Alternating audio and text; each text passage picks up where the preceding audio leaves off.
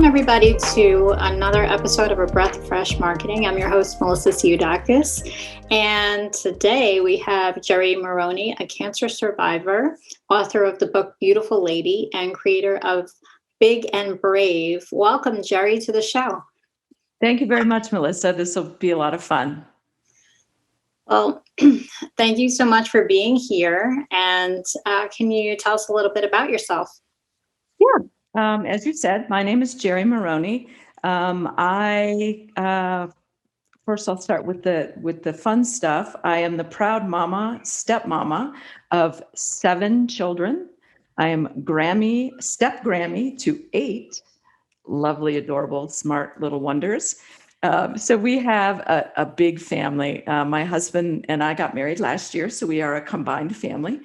At Christmas, Santa fills 21 stockings, so there is never a dull moment around here. Wow. God bless you. That is amazing. Yeah, we have a tribe. We have a tribe. So I, from a professional standpoint, I grew up through business. I was a business executive for more than 20 years. I was the assistant treasurer for lots of large organizations. And in 2010, decided to step away from corporate life to sort of feed my entrepreneurial spirit. I always kind of knew it was hanging out there, but once I sort of got a taste of it, then I kind of haven't looked back since then. Absolutely. So congratulations on becoming a strong cancer warrior. When you were diagnosed, what was your diagnosis? I was diagnosed on July 14th, 2015 with breast cancer. I was stage 0, which is classified as early cancer. So my cancer hadn't infiltrated cells yet. So good news that it was caught early. Bad news was that as I jumped into that pool, we did a lot of background and family tree. We drew a cancer family tree, and I kind of had the unfortunate cocktail of a grandmother who died of ovarian cancer and another grandmother who survived but had breast cancer. So in all of that, we took a really aggressive approach to my cancer treatment. Wow, that's so scary. I couldn't imagine what you were going through when you got that news. How did you feel? Well, I learned some really important lessons along the way. Like I've always been what I've considered the strong one. So like no one even knew I failed a mammogram. I didn't even tell anyone. Like no one knew that any of this was going on because I was just sure it was going to be okay. So on the day where I had to hear that news, no one around me even knew it was a possibility. So, my first bit of advice to anyone listening is don't ever do that. It's not great. You need people to hold you up because that moment that you hear those words, you have cancer, everything else just stops. I sort of liken it to, when you see on the movie where a person is standing on a train platform and everybody else is whipping by, at such a speed that it's blurry, and that's what it feels like when you hear that you have cancer. And then you have to sort of pull it together and hear the rest of the words. I was talking with a friend of mine just a couple of days ago, and she was saying all she could hear was a ringing in her ears after that. She couldn't hear anything else that the doctor said. And those are really important words after, so it is just, I think for anyone who has to hear those words, you have cancer, it is a moment in time that stays with you forever. Wow. And yeah, it's definitely something that you need the support of your loved ones and all your lovely grandchildren and your children.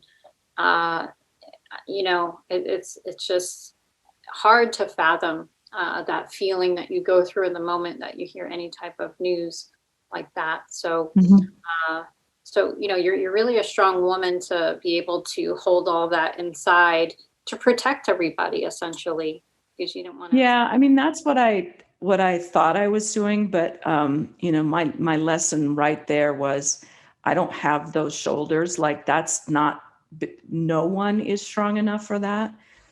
So, for me, a real early lesson was about giving up control and being vulnerable. And finally, maybe for the very first time in my life, saying, please help me.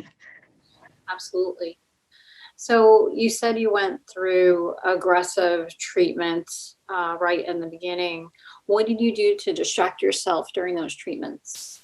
Well, what I did was a double mastectomy. And so what I also did as part of that, without giving too much information, but there is a treatment that's called a deep reconstruction, where basically you take your own stomach fat to rebuild your new boobs. So that's the choice that I made. So I had like both double mastectomy and a tummy tuck at the same time. So it was an extraordinary healing process. But because we did this early, I did not have to do radiation or chemotherapy. So mine was a really, intensive kind of shot out of the gate, as opposed to an ongoing, 26-week or whatever it would have been of radiation and chemotherapy. So for that, I was grateful, but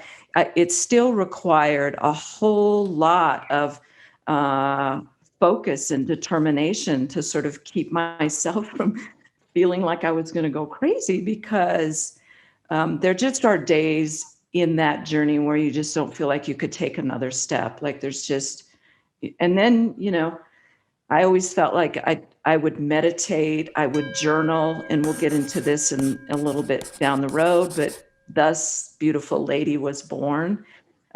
So all of that is super important for a cancer patient, because the emotions have to get out. There's so many, and they have to get out because you need the strength to heal physically. Absolutely. And as painful as the recovery is on a surgery like that, the cool thing is that you get to get rid of stomach fat, right? Right. I said, so there were actually times along this journey where I couldn't help but laugh. And that was one of them. Like I absolutely knew I was saving that for something, right? I just didn't know what. And so, yeah, that's exactly glass half full. Yeah, we have to look at the positives and count our blessings. So, what was the most difficult part of your journey, and how do you feel like you overcame it? For me, I think the most difficult thing was almost the immediate loss of self-confidence and trust. Like, and it is normal, as I've learned and made my way through this, to go through steps like this, where your body is ravaged, right? It is just ravaged, and you don't feel good. You don't think you look good. So there's lots wrapped around what our society does from a visual standpoint, for our own self-confidence. And then the point on trust. Like I had so much anger. It took me a long time to work through the phases. Like I was really mad that I was diagnosed with cancer, because I felt like I did everything right. I, ate all the right things. I exercised, I gave of myself. And then I still got this, and I felt like my body and God really let me down. That I trusted that those things would get me an end result that didn't happen. So all of that just crashed, like wiped away to zero. And then through the course of recovery, you build those things back. Yeah, yeah. Um, I can see that. Uh, can you tell us what Big and Brave is? Yeah, Big and Brave is a new brand that I'm super proud of, and actually little news alert here. I just got notice from the trademark office that I'm preliminarily approved. So big and brave is a mantra that got me through my cancer journey. And it goes back to what I used to teach my two little girls when they were little, coming home from school, crying about this or that, didn't make the soccer team, couldn't shoot the basketball, suck at this, whatever it was. And I would always tell them they just needed to be big and brave, that they were the only ones that could get themselves through that particular challenge. And so just to try their best and keep being big and brave. So that was, sitting off in my memory bank somewhere. And then as my cancer journey, as I honestly, I was laying in the bed at the hospital, 5:00 in the morning, pre-surgery, waiting for my turn for a 14-hour cancer surgery. And this lesson, like I heard the words, I heard myself telling my kids, you just have to be big and brave. You just have to be big and brave. And so through all of this, that became my healing and my gift and my mantra. And so I have now launched this brand to be able to be the same kind of beacon of hope for other ladies, because there are so many of us who have to go through this journey. And I just want to let them know that there is hope and it won't always be that hard. Wow. Well, sometimes different inspiration comes to us from our life experiences. And I really love how you were thinking something and then you made it come to fruition. Mm-hmm. So that's pretty amazing. Thank you. Yeah, it just felt like this had to be something. This was, and I didn't start out my journey thinking I would write a book and develop a brand and make courses and do these things. But as I worked through it, it became so clear that this needs to be shared, because after you have breast cancer, you enter this sort of, secret door of those who have cancer or, have survived from cancer. And it's a really bonded, close-knit sisterhood. It really is. Like, you'll do anything. I will do anything for another cancer warrior, and they would do the same for me. And so, it became, something that I just had to share. Absolutely. So can you tell us a little bit about each program on Big and Brave? Yeah, so I'm just getting started, but the way that we're laying this out is I have a program that's called How to Reclaim Your Power. And that's a free program that people join. I call it 5 days of inspiration, where they get a daily email from me that sort of helps them think and prompt about where they may be at in their cancer journey. Because another thing that I learned is, as I said earlier, those emotions have to come out. You are not going to survive this in a healthy way if you put all that under the rug. So these daily inspirations are meant to sort of, I give meditation suggestions and journaling thoughts. And then I also give a little tip that I learned along the way. Like, a couple examples is, I learned early on that I did not want to talk about cancer all the time, but that's all anybody wanted to talk about. From the day I was diagnosed, any phone call that I got was around the cancer. So I declared certain days, and they were different every week, a cancer-free day. No one could talk to me about it.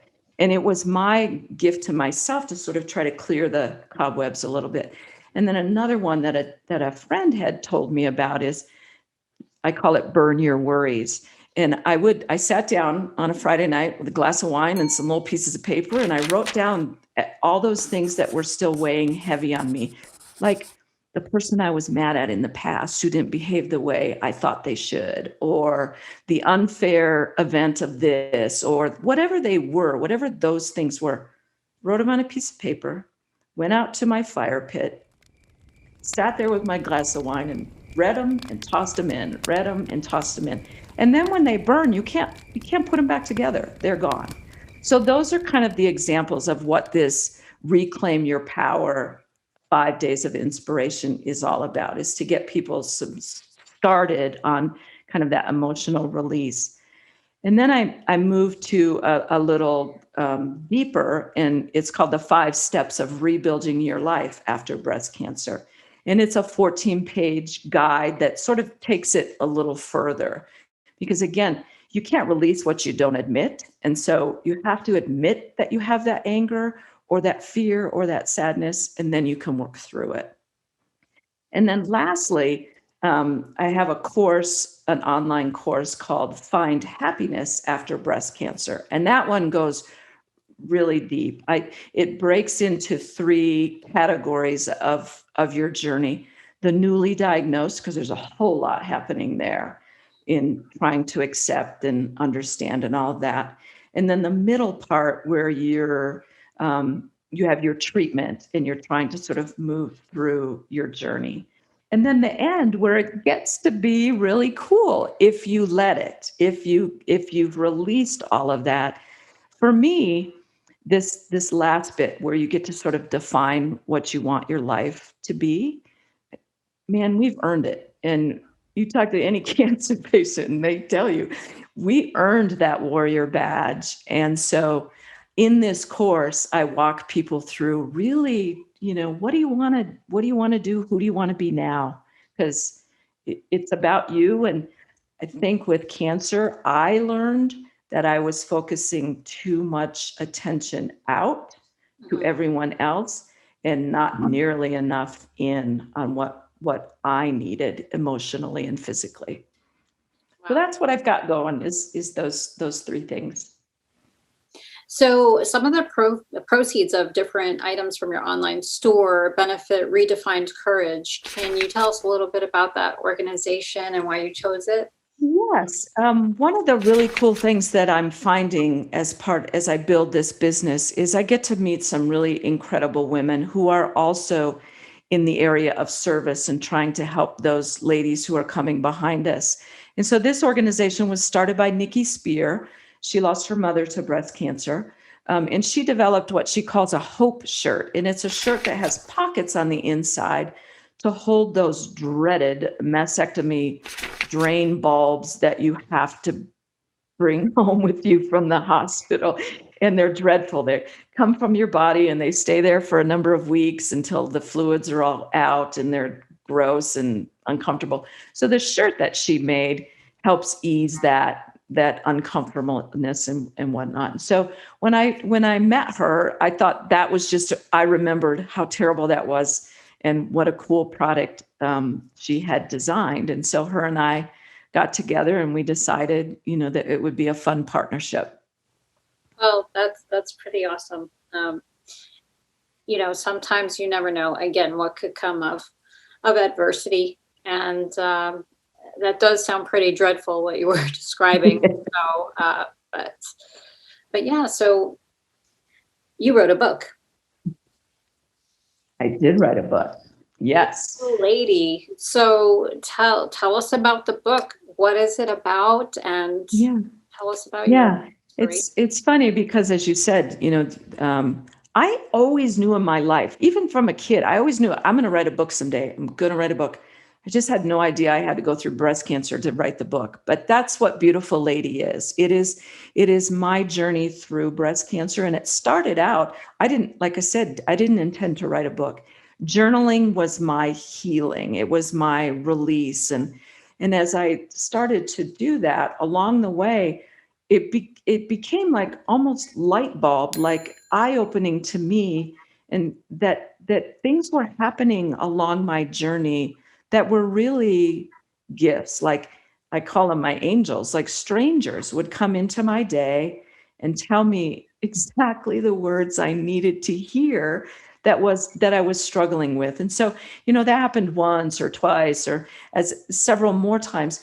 And then I began to see how I grew, how I was, going sort of from the anger through basically those stages of grief where you have to grieve your old life and your old body. And so I decided that Beautiful Lady, again, was something I needed to share, because as you're diagnosed with breast cancer, the medical industry does a really good job. You get what's called a patient navigator, and it's a lovely woman who tells you this test is on this day, this test is on that day. But you don't get an emotional navigator. No one tells you how or when you're going to get these emotional storms, I call them. I remember when, after my surgery, I was going back to see my surgeon, and he kept asking me, first I was every week going back, and he kept asking me, how was I? And he'd do it in that, therapeutic voice. How are you doing? Are you feeling okay? Do you want to hurt yourself? Do you want to hurt someone else? And I remember thinking, no, those are the dumbest questions ever. I just want out of this doctor's office. Yeah. But then a week later, I couldn't function. Like, PTSD is a real thing that happens during cancer. And so I was actually very grateful that he sort of prefaced that for me, because I had no idea that emotional journey would be so heavy. So back to why I wrote the book is to help people. The sort of perfect gift for Beautiful Lady is to that woman who just heard those words, so that she can sort of walk that journey and understand, that how she's feeling is absolutely perfect. And that you will go through a process to sort of let the sun shine again. Wow. That's really beautiful. And I love how a book like that now exists, because I know a lot of cancer survivors, breast cancer survivors specifically. Mm-hmm. And, it would have been nice to have that support and have your book during the time they were going through it. I'm sure they would have loved to have something like that. So it's great that you have written that. So thank you for that. Well, thank you. And actually, you won a few awards for Beautiful Lady. Can you talk about that? Yeah, I did. So I am a self-published author. So when you enter that space, it's hard. There's a lot of self-published books. And so I joined the local Colorado organization, and I actually won. I won in 2 different categories, and it was really great. I mean, it was I felt really proud. I felt slightly embarrassed because I thought, oh my God, if like the whole world reads my book, they're going to read about my nipple tattoos, or, you know what I mean? So I felt like, oh my God, like super vulnerable for a second. But then again, I felt like, you know what, I did all of this to help those who come behind. And so I just felt proud. I'm not going to ask you about your nipple tattoos. Thank you. Yeah, no, let's don't. Oh boy. Are there plans for a second book? There are. I know I want to write a second book. I haven't yet developed, a lot of meat to that yet, or the timing. I'm really sort of, as soon as I get things in a little better place with The Big and Brave, I know I want to write another book, because there's a lot more that happens after that can be pretty encouraging to other cancer warriors. Definitely. And I hear there's a shortage on books about nipple tattoos, by the way. Yeah, I bet there are. I'll put more in there on that. So you've also been a motivational speaker. What's the most difficult part about that?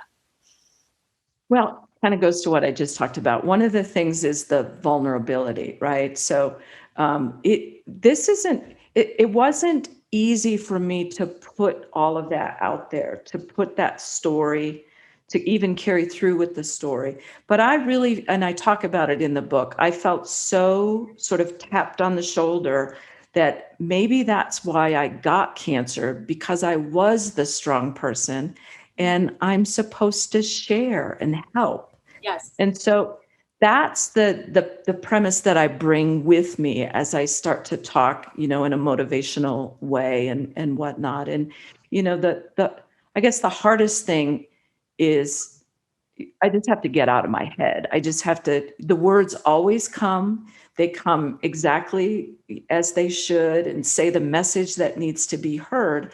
But I need to sort of give up the control and kind of, get on stage and just go with it. Absolutely. I always hated motivational speaking. I tried to speak in front of people when I was younger, and without the training, it was really hard because I would get so nervous and my stomach would start getting all weird and I started feeling queasy, and then I would get really hot, start getting hot flashes, and then my face would get really red, like beet red, like a tomato. And there was nothing you could do about it, which was awful. And I felt like it was just the worst thing in the world was with any type of public speaking, let alone motivational speaking. So I couldn't even motivate myself to feel normal about speaking. So it's not easy. It is not easy. Yeah. No, it is not easy. Yeah, it definitely takes a lot of practice, and you have to get to that point where you're comfortable, where you can just get out there and talk and get people to, also buy into what you're telling them, because you have to get that attention, and then you have to win them over, and you have to feel that level of trust. They have to feel that level of trust with you so that you can connect. Exactly. Yep.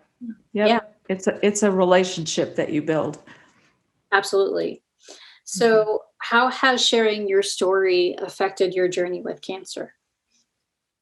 It's given me more strength. Like I said, when you're going through it, there are times in that middle section where you just don't feel like your life will ever be normal. Like, can you get up tomorrow and all of that? So as I speak more about the book and Big and Brave, I feel sort of like I got my strength back. Like I'm back in the groove, and I can, like I said, really be kind of a servant to those who are in that dark place, and take their hand and help them along so we can all get to the other side. Absolutely. So what are some of the things that you would tell women about breast cancer screening? What should they know? How often do they need to go? When should they start going? At what age? I feel like there's so many questions, and there are a lot of questions. There's no one that provides any answers. There was no handbook on when do you start going, and what do you ask for, and what do you look for, and what if you feel something, and how often should you check yourself? Should you self-check? I mean, there's a zillion questions that women have, millions of women. Yes, there definitely are. And I think what frustrates me is that the medical industry doesn't always answer those questions in a clear and concise way. But then you overlay insurance and it just gets stupid, right? Like if like both my daughters, because of me, because of my history and their grandmother and great grandmother's history, should start their mammograms early. But insurance companies like to push back on that. So the very simple recommendation that I have for everyone is be your own advocate and do not stop. Don't take no for an answer. If you feel something, don't take no for an answer, because I will tell you on a side note, my younger sister was diagnosed with breast cancer several years after me, and she felt a lump. And she went in and they said, oh, nothing. It's nothing. It was something. And it took her like, fist pounding mad with the doctor to demand an MRI. So then they found it. So that is an example of do not take no for an answer. Trust your gut. And don't skip your mammograms. I didn't skip my mammogram. My cancer showed up within a year. And so had I skipped my mammogram, I would not have been stage 0. I would have been something much different. And when you get into those stages, it gets worse really fast. Yeah. So and I think as women, we know when something's not right. Absolutely. Yeah, So trust it, listen to that. And if your doctor won't listen to you, find another doctor. absolutely. And I'm Mhm. also a big advocate of, if your insurance isn't going to pay for it, figure out a way to get the money to get it Yeah. done and pay for Insurance yourself. cannot drive the health of for women. It just is. It's gotten us in a really bad place. Yeah, because I could see how easily it is for um, the insurance company to say, well, we're not going to cover it until you're 40 because you don't need one until you're Mhm. 40. But if you have family history, you should be getting them in your 30s. And they're going to say, well, we're not going to cover it.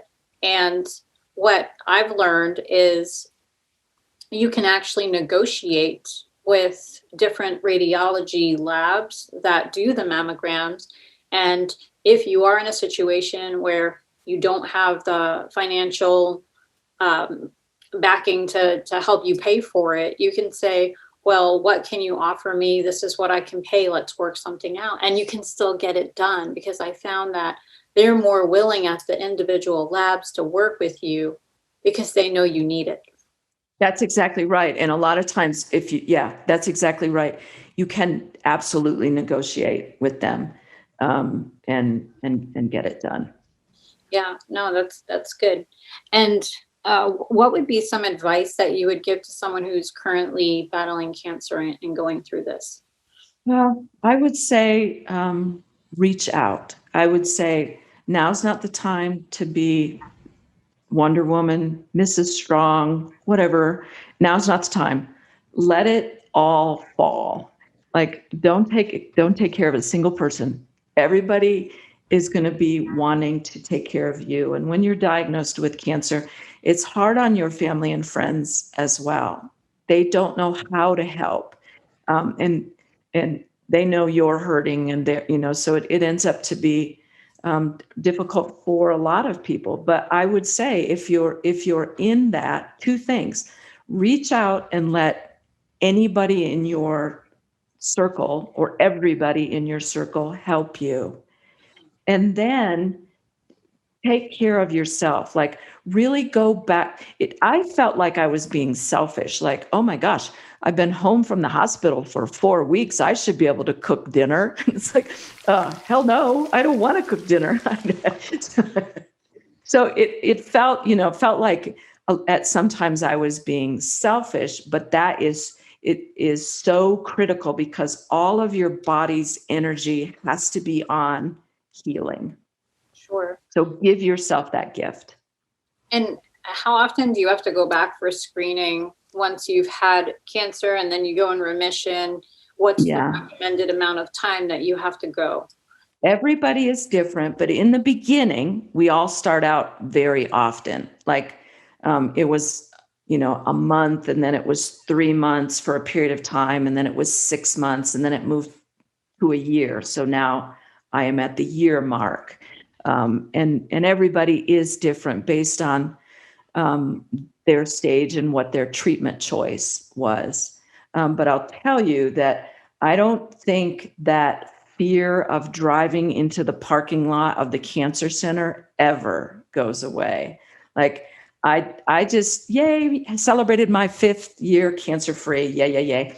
But I had a scare, like 6 months before that, where it just didn't make any sense, but something was wrong. And so I had to go, and oh my gosh, it is an undescribable kind of pit in your stomach dread, that stays with you, I think, for a period of time. Yeah, I can imagine that feeling never really goes away, and Yeah. again, very scary. So what's next for you? Well, for me, I think it's more of the same around building big and brave.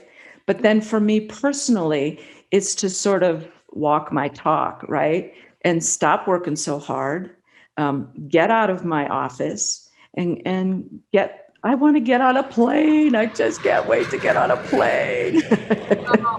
I know the feeling. COVID is just ridiculous. I'm happy Yes. the vaccine is here, and we seem to be going in the right direction, but it's just so awful, and it just seems to be getting worse. But I know things have to get worse before they get better. Yeah, I think we're in for yet maybe a little scary time with this. It doesn't seem to be the fairy tale ending we might have hoped for, but I do think the light, we can see it, and so that's all great. But so for me, it's going to be more about disciplining myself to remember to go have fun, and not. I can stay buried in my office all day long. Yeah, that's, if you're a workaholic or a work from home type, if you're an entrepreneur, there's just, you don't get bored. You don't mind being home. I'm a homebody. So is my husband, and my daughter has morphed into us. She's a little us. And Well, the better that way than the other way. oh yeah. And even if we take her around just to drive around in the car, where we actually don't get out of the car, but just to take a ride, she's like, oh, can we go home? She's excited to come home, and I'm excited. Yeah. She's happy about that because That's good. yeah. Mhm. Home is where the heart is, right? Mm-hmm. Mm-hmm. So how can everybody find you at home? What are your social media handles? How can they tell us where they can get your book? Yeah, you can. So I have a website that's bebigandbrave.com that holds these courses that I described, and also some merchandise, and you can get the book there. And then also you can link, I have a separate page, gmaroney.com, which is my author page. So one links to the other. You'll get to both places if you'd like to. And then I'm on Facebook and Instagram at gerimaroney.author. And yeah, it would be fantastic to connect. Nice. Well, congratulations on being 5 years cancer-free. Thank you. Thank you so much for being on the show and sharing your story. And I think it's really great, your book, and I want everybody to buy it. So yeah, well, I wish you nothing but the best. Be safe, be well, be healthy. Yes, you as well. Be safe, be well, be happy, and we'll just keep going with 2021. Absolutely. Thank you so much, and take care. Thank you. All right. Have a good night, and thank you for tuning in to A Breath of Fresh Marketing. Bye-bye.